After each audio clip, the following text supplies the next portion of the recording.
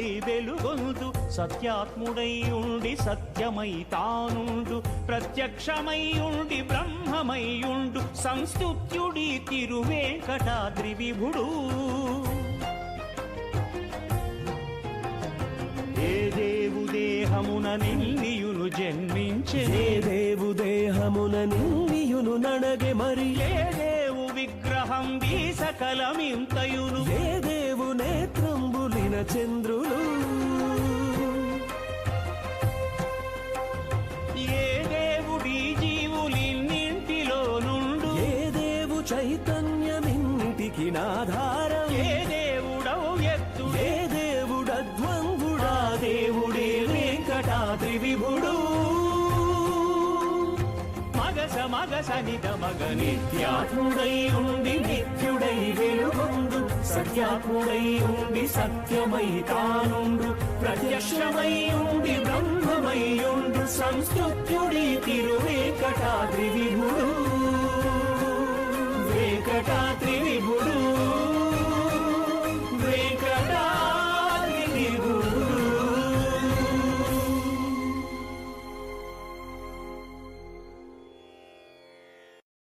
Hi words, నేను మీ ప్రవీణ్. మీరు చూస్తున్నారు తెలుగు ట్రావెలర్ ప్రవీణ్ ఛానల్.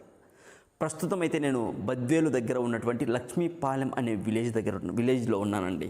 ఇక్కడ స్వాముల వారి విష్ణు అవతారమైనటువంటి వెంకటేశ్వర స్వాముల వారి గుడి ఉంది. ఇది వచ్చేసి మట్లీ రాజులు నిర్మించినటువంటి గుడి అని చెప్తారు.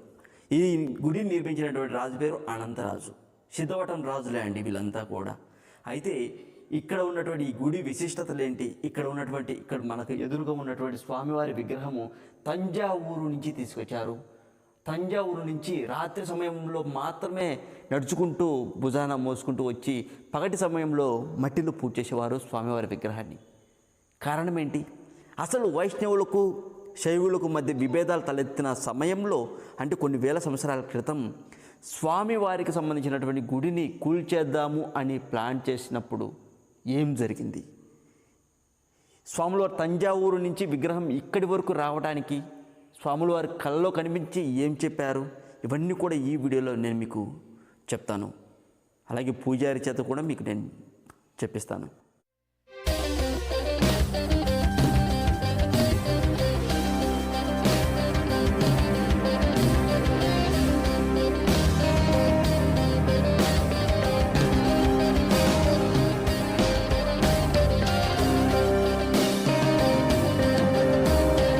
ప్రతి ఒక్కరు కూడా ఈ వీడియోకి ఒక చిన్న లైక్ కొట్టండి, ఒక చిన్న కామెంట్ పెట్టండి. మీరు కొట్టే లైక్ వల్ల, మీరు పెట్టే కామెంట్ వల్ల మన వీడియో ఎక్కువ మందికి రీచ్ అవుతుంది. ప్లీజ్ ఈ ఒక్క సహాయం చేయండి. క్రీస్తుపూర్వం 11-12వ శతాబ్దంలో ఈ ప్రాంతం అంతా అటవీ ప్రాంతం, ఏం లేదనమాట, శూన్యం, ఏమీ లేకుండా అడవి ఉంది. అలాంటప్పుడు మట్టిరాజులు అనే రాజులు, అనంత మట్టిరాజులు ఆయన పేరు. అంటే వాళ్ళ తాత ముత్తాత అంతా సిద్ధవటం కోట పరిపాలిస్తున్న కాలంలో ఈయన హయాంలో అనంత మట్టిరాజుల వారు ఈ ప్రాంతానికి పర్యాటకంగా చూడడానికి వచ్చినారనమాట సైన్యంతో. వస్తే యాన్నో అంటే ఈ ప్రాంతంలోనే ఒక వృక్షం కింద పండుకొని నిద్రిస్తుండగా కళ్ళలో కనపడి, స్వామి నేను ఒక పుట్టలో ఉన్నాను, వాల్మీకము అంటే పుట్ట అని అర్థం, ఆ పుట్టలో నేనున్నాను, నన్ను తీసి ప్రతిష్ఠ చేయమని చెప్పి ఆ రాజుకు స్వప్నంలో చెప్పి అంతర్ధానమైనాడు. తర్వాత ఆయన ఇంటికి పోయి ఆలోచన చేసుకున్నాడు అనమాట. కానీలే ఏమో చూస్తాం, ఇది కావలసినో లేకపోతే ఆ స్వామి నా నోట పలికిచ్చినాడు అని చెప్పి అనడానికి ఆయన మర్రా కూడా మరుసటి రోజు ఇంట్లో పండుకొని ఉండగా కూడా, శయనించడం అంటే పండుకోవడం అన్నమాట. ఆ పండుకున్నప్పుడు కూడా స్వప్నంలో కనపడి చెప్పాడు అనమాట, ఇట్లా నేను పలాని చోట పలాని పుట్టలో ఉన్నాను, నన్ను తీసి ప్రతిష్ఠ చేయమని చెప్పాడు. సరే స్వామి చేస్తానని చెప్పి ఆ రాజు మనసులో సంకల్పించుకున్న వాడై ఆ సైన్యంతో ఇక్కడంతా వచ్చి మొత్తం వెతికినారు అన్నమాట. అప్పుడంతా ఇది కొండలు గుట్టలు రాళ్ళు, ఇప్పుడు కూడా కొండలు గుట్టలు రాళ్ళే ఉన్నాయి. ఆ రాళ్లలో ఎక్కడున్నాడు స్వామి అని భగవంతుడు వస్తే ఈ అంటే ఇది అధమం, అంటే కింద భాగం అన్నమాట. ఈ భాగంలో స్వామిని చూస్తే పుట్టలో దేదీప్యమానంగా, అయ్యా మనము స్వామిని తెచ్చి ప్రతిష్ఠ చేసిందే లేదు, ఆ పుట్టలో ఉన్నటువంటి స్వామిని అట్లనే క్షీరాభిషేకం చేసి ఆ స్వామిని అక్కడనే ప్రతిష్ఠ చేసినారు. ఆ తర్వాత ఆయన కాలక్రమేణా ఈ దేవాలయాన్ని ఎలా నిర్మించాలా అనుకుని ఆలోచన చేస్తూ ఈ స్వామి దేవాలయ నిర్మాణం చేస్తూ నిన్నాడు. ఎవరో అనంతమట్టి రాజుల వారు. ఆ దేవాలయాన్ని నిర్మిస్తుండగా ఒకసారి స్వామి ఇక్కడ ఆ రాజు స్వామి ప్రతిష్ట చేస్తూ ఉండగా సైన్యం వచ్చి పడింది. సైన్యం వచ్చి పడితే స్వామి ఇదేమి భగవంతుడా సైన్యం అంతా వచ్చింది అనుకుంటున్నా, ఈ స్వామి పోయి యుద్ధం చేసి వచ్చినాడు అనేది ఒకటి ఉంది. ఎవరో వెంకటేశ్వర స్వామి అనంతమట్టి రాజుల రూపంలో పోయి యుద్ధం చేసి ఆ సైన్యాన్ని అంతా శత్రు రాజ్యం సైనికులతో వచ్చాడు. తర్వాత ఆయన ఒంటరిగా తూర్పు ద్వారం నిర్మాణం జరిగిద్దామని చెప్పి ప్రయత్నం చేశాడు.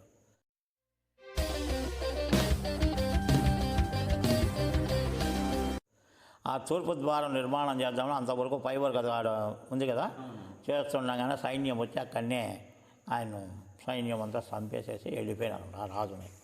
అందుకని ఆ రాజు ఉండే ఈ రాజు ఇక్కడ దేవాలయాన్ని ప్రతిష్ట చేసినాడు కాబట్టి అనంతరాజు అని.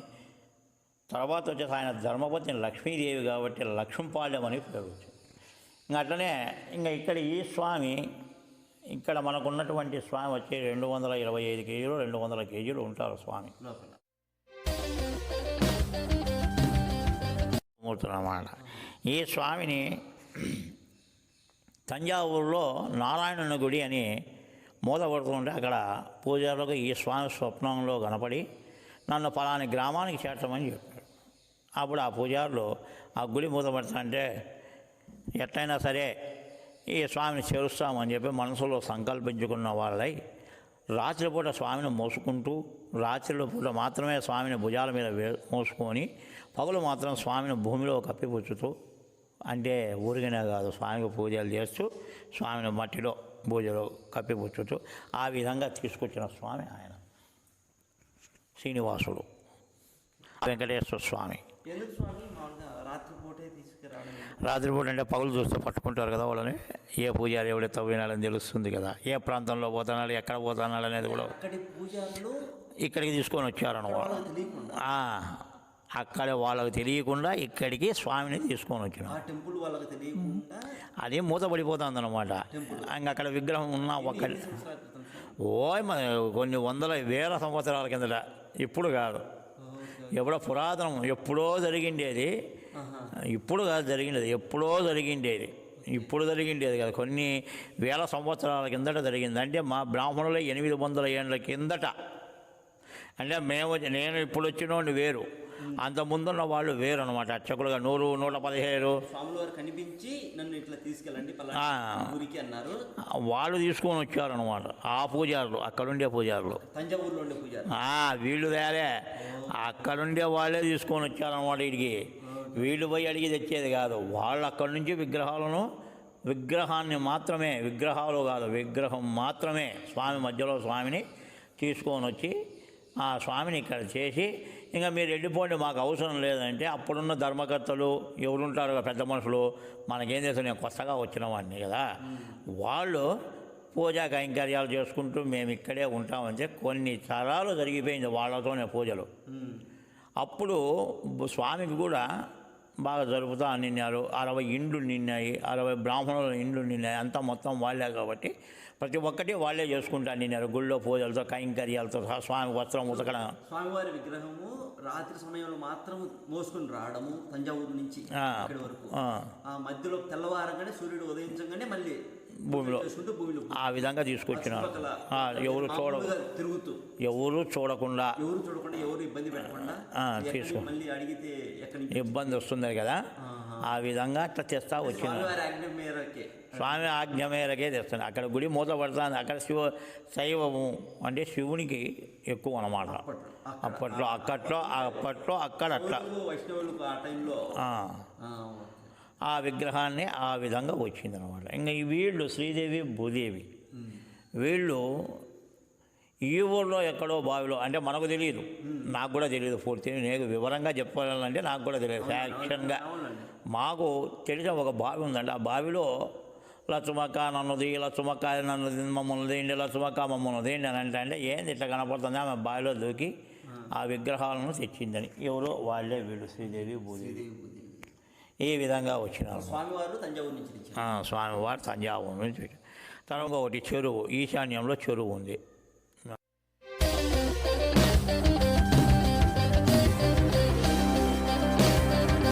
పెద్ద చెరువు ఉంది. ఆ చెరువు కూడా ఆమె పేరు కూడా లక్ష్మకే.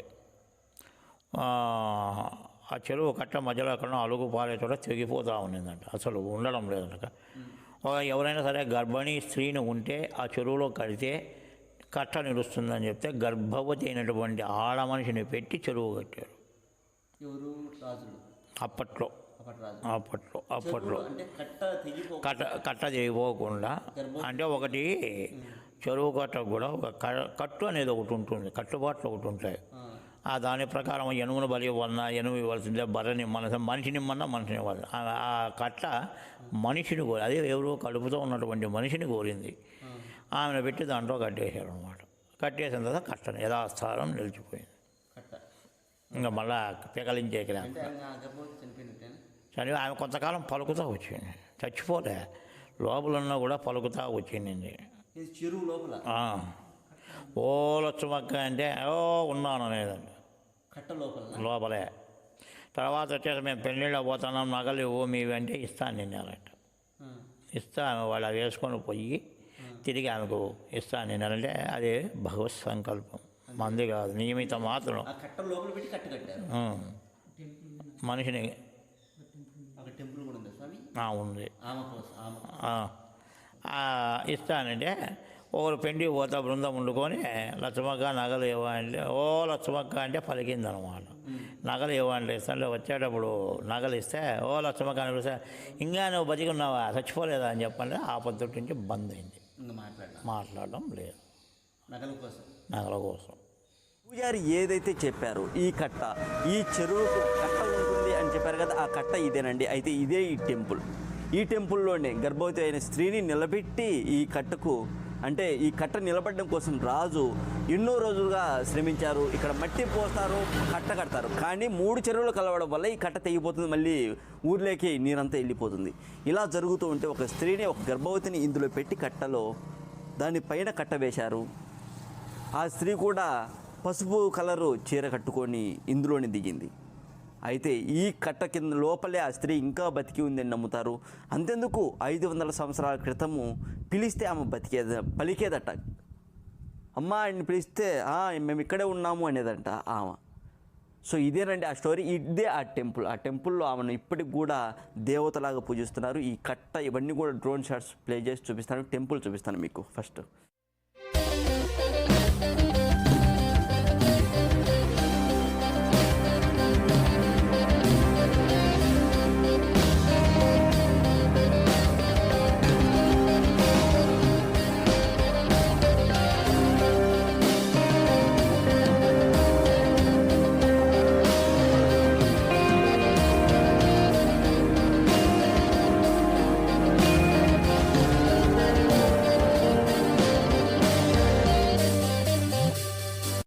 ఇంకా నువ్వు బతికున్నావా అని అంటే కట్టలో ఉన్నప్పుడు సజీవ సాక్ష్యం ఏమంటే ఆమె శక్తి స్వరూపిణి కాబట్టి ఉంది. మానవుడు మాత్రం అయితే ఎప్పుడో పోతాడు. కొన్ని ఏళ్ళు అట్లా జరిగింది.